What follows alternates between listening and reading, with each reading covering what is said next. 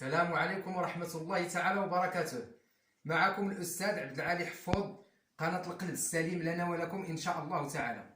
لا شك أن في هذا الفصل، فصل الشتاء، يكون بردا شديدا، وأن أطفالكم ونساءكم وأحبابكم يمرضون بالزكام والرشح والسعال إلى غير ذلك من الأنفلونزا. ولكن الحمد لله هناك أمور طبيعية وهي تنفع الكحة إذا كانت مليئة، أي أنها تكون الكحة عامرة أعزكم الله بالتنخيمة. فنأتي باللفت الأبيض ونحكوه وتنديروا بإذن الله السميع العليم طريقة جميلة جدا. فهيا بنا نقيو بإذن الله السميع العليم واحد 3 اللفتات،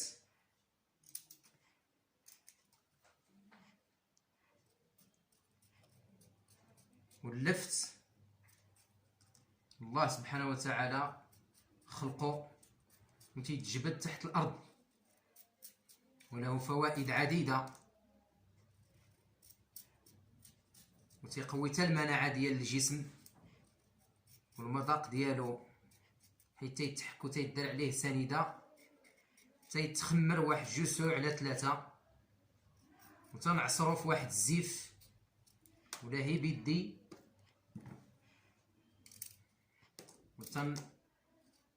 يتكون عندي محلول سيرو. الا كان الطفل صغير فيه الكحه عامره بالتنخيمه بلا ما تشيلوش سيرو ديال الصيدليه لانه تيهلك المناعه، حاول تصنع له سيرو طبيعي وهو السيرو ديال اللفت، محلول اللفت.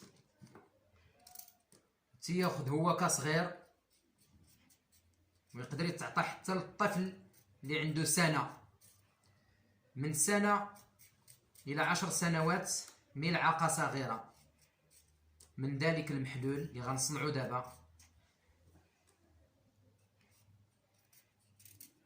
الله يفتح عليك، شي معلقة كبيرة ديال سنيدة هاتيني بها من داك السكر نجمعوها إن شاء الله تعالى.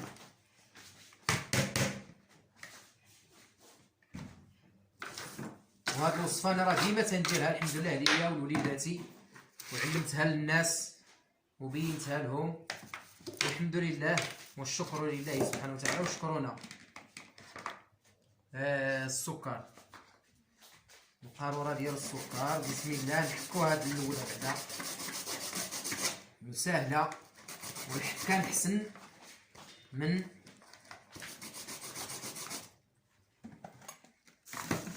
المولينكس او الخلاط باش ما تضيعش، حكا دغيا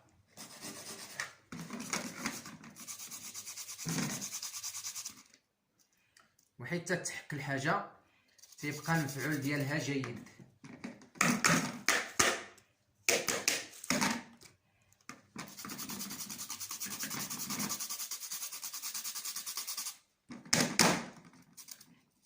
والله هو ولي التوفيق.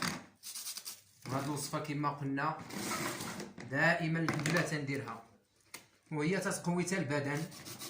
وخلاص كما قلنا من سنه الى 10 سنوات، ملعقه صغيره قبل الفطور، وملعقه صغيره قبل الغداء، وملعقه صغيره قبل العشاء، وملعقه صغيره قبل النعاس،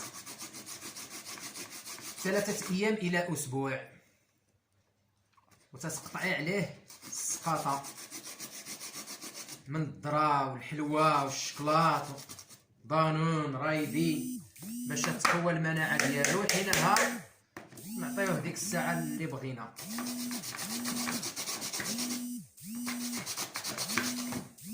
وهاد الوصفه كذلك ما صالحاش غير للكحه، صالحه حتى للطاقه البدنيه،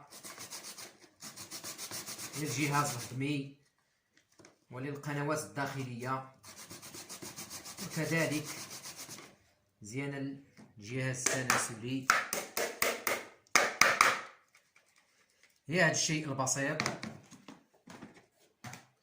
الله يرحمنا جميعا. الا ما كاينش سنيده نهزو من السكر واحد الملعقة كبيرة أو 2 ديال السكر.